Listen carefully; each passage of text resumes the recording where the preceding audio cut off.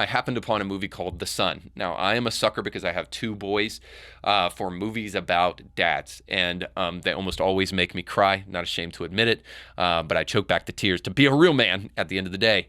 But it's a sentimental spot for me because I love my boys. They're the most important part of my life outside of my wife and my relationship with God, and and at the end of the day, I want the legacy that I leave behind is not an amazing podcast or a great documentary coming to you very soon.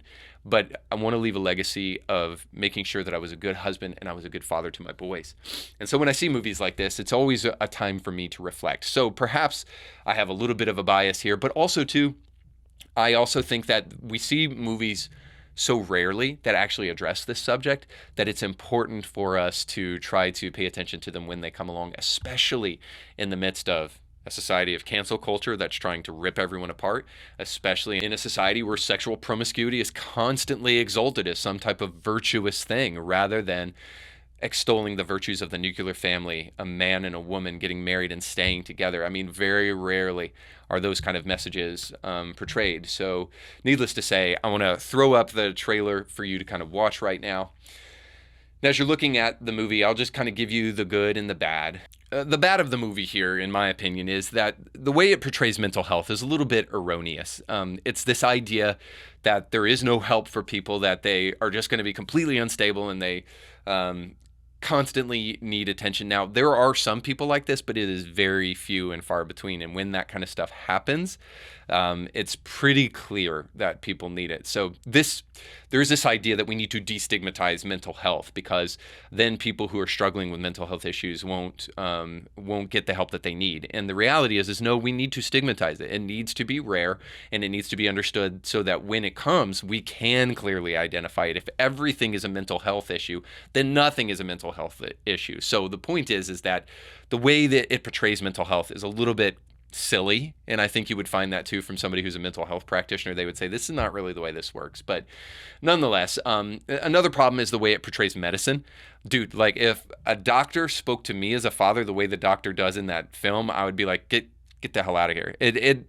It kind of presents the kind of credentialism that we see today and kind of the COVID stuff as we talked about at the beginning of the show, which is just ridiculous. Obviously, most of the experts were either lying or just too stupid to realize that they were being used. And credentialism is a cover for people who are incompetent. Really professional, secure people don't need credentialism. They don't need to spout their degrees. They don't need to tell you how smart they are. They don't need to demand that you respect them because I'm the doctor. You know, we see that with like teachers and stuff. Like, did you get your master's degree in education? No, but I'm a parent, so I'm better than you at raising my kids. Needless to say, the way it portrays medicine is a little funny.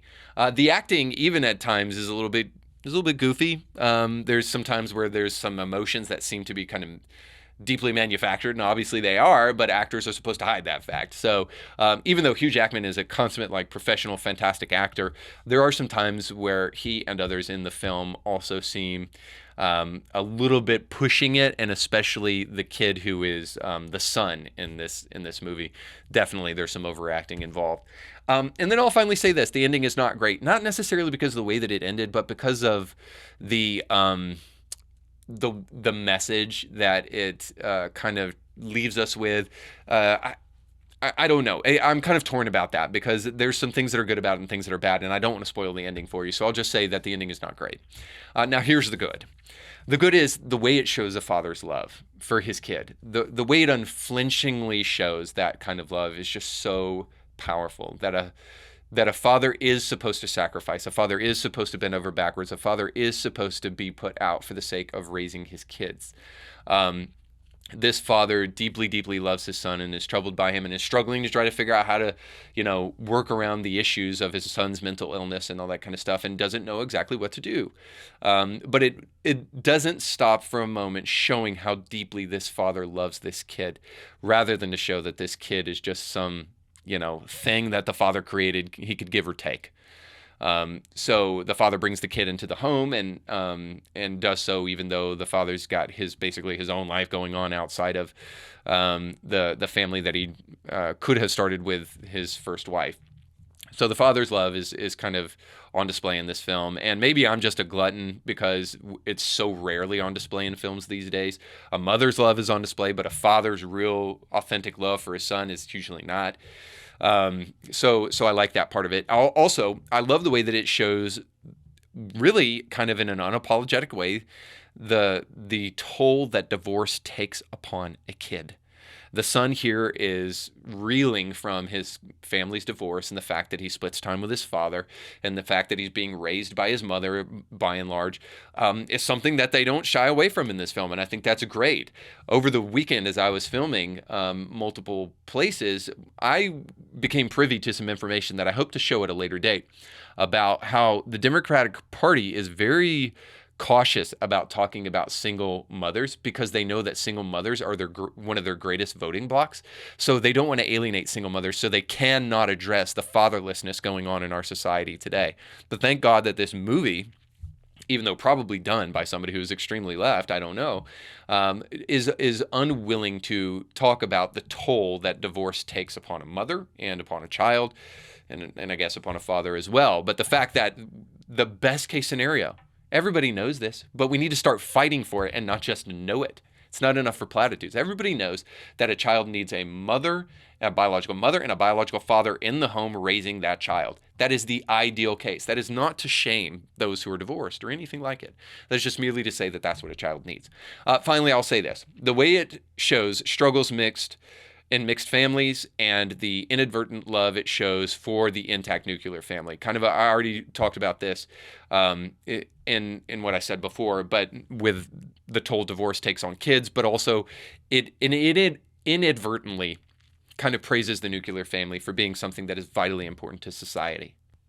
And so in summation, I want to say this about this film and about the whole utopianistic dream that we want to try to develop in this society and why it is not a good thing. Why it's good to try to strive for better, but why utopia is a bad idea. We're never going to achieve it here on this earth, but if we can get close to it, it will come in the shape of a father's love for his child. It's in the shape of the nuclear family that can only be broken by the bond of that child creating their own nuclear family. So in other words, if we're going to truly appreciate utopia, it needs to happen because we appreciate the nuclear family.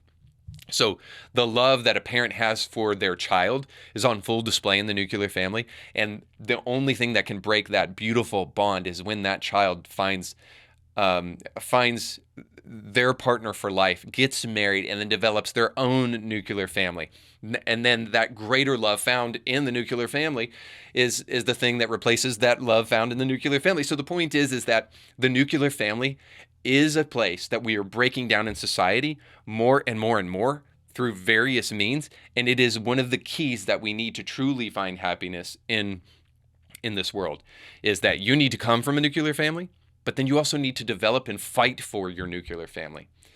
As society outgrows the nuclear family and moves to single parenting or abortion, one's got to ask, are we really progressing in society or taking 3 steps back for every step we take forward? Now listen, I want to be really clear. For all the single parents out there who are raising kids, I commend you. Please do your best to resist bitterness and sing the praises of your marriage and your family, even if it's broken.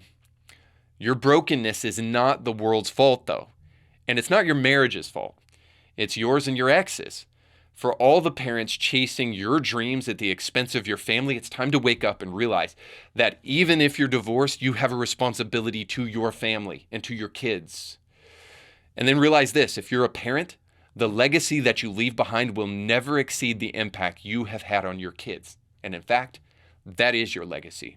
Your legacy is not your work. Your legacy is not your accomplishments. Your legacy is your kids and your spouse. That is the greatest legacy that you'll leave behind. That's why I'm not ashamed to recommend the movie The Son to you, because with the good and the bad, ultimately, it brings us away with a positive message that we need to hear more and more in society today. That if we're truly going to flee the utopianistic myth and lie of society, but actually get back to the real work of doing what a society needs, then it's time for men to step up to the plate and be fathers. It's time for men to intentionally raise their kids, to realize that if you spend time with them, you are communicating something to them. And if you don't spend time with them, you're communicating something to them as well. See, when you're absent, you're absent because of work, you're communicating something important to them. You're communicating to them that sacrifice needs to happen for the greater good. Spend too much time away from your kids and you're communicating to them, I have priorities and you're not one of them. See, we as fathers can do our best to create a world in which our kids and their kids desire to make this world a better place and do so really outside of the myth of utopia. And in order to do that, we need some men to step to the plate. So I hope that's you, and I hope it's me. So you just got done watching a small excerpt of a much larger episode. You can find the link to that full episode down below in the description of this video. So you definitely want to check that out, because if you like that clip, you'll like the much larger episode. And while you're at it, don't forget to like, share, and subscribe, and click that little bell to be notified when great new episodes of Indie Thinker come your way. Thanks for watching.